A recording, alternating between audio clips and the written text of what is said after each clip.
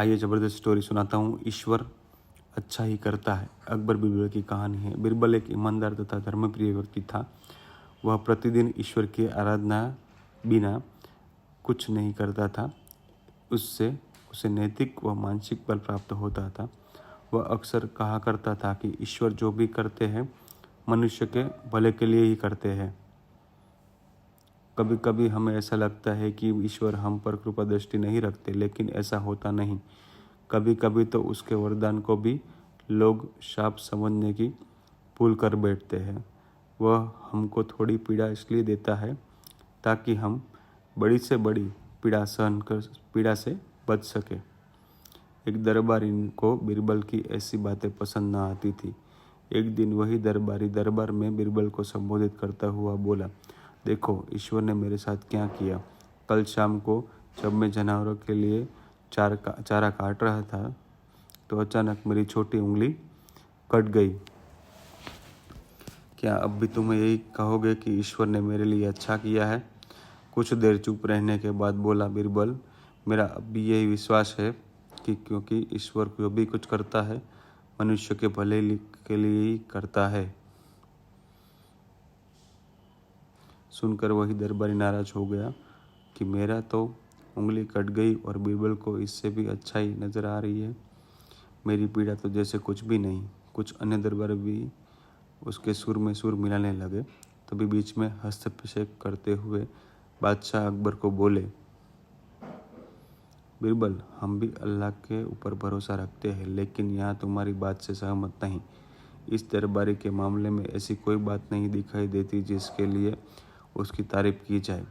बीरबल मुस्कुराते हुए बोला, ठीक है जहाँपनाह, अब समय ही बताएगा। अब 3 महीने बीत चुके थे। वह दरबारी जिसके उंगली कट गई थी घने जंगल में शिकार खेलने निकला हुआ था।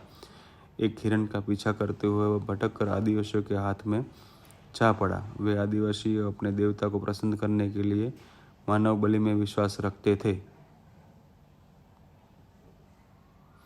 अंततः वे उस दरबारी को पकड़कर मंदिर में ले गए बलि चढ़ाने के लिए, लेकिन जब पुजारी ने उसके शरीर पर निरीक्षण किया तो हाथ की उंगली कम पाई। नहीं, इस आदमी की बलि नहीं दी जा सकती। मंदिर का पुजारी बोला, यदि 9 उंगलियों वाले आदमी को बलि चढ़ाने के लिए दी गई तो हमारे देवता प्रसन्न होने की बजाय क्रोधित हो जाएंगे। अधूरी बलि उन्हें पसंद नहीं। हमारे महामारियों, बाढ़ या सूखा का प्रकोप झेलना पड़ सकता है, इसलिए इसे छोड़ देना ही ठीक होगा। और उस दरबारी को मुक्त कर दिया गया। अगले दिन वह दरबारी दरबार में बीरबल के पास आकर रोने लगा। तभी बादशाह ने भी दरबार में आ पहुंचे और उस दरबारी को बीरबल के सामने रोता हुआ देखकर हैरान रह गए। तुम्हें क्या हुआ, रो क्यों रहे हो? अकबर ने सवाल किया। जवाब में उस दरबारी ने अपनी आप बीती विस्तार से कही सुनाई। वह बोला, अब मुझे विश्वास हो गया है कि ईश्वर जो भी करता है मनुष्य के भले के लिए ही करता है। यदि मेरी उंगली न कटी होती तो निश्चित ही आदिवासी मेरी बलि चढ़ा देते।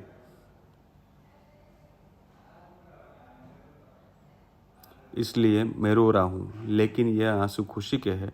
मैं खुश हूँ क्योंकि मैं जिंदा हूँ।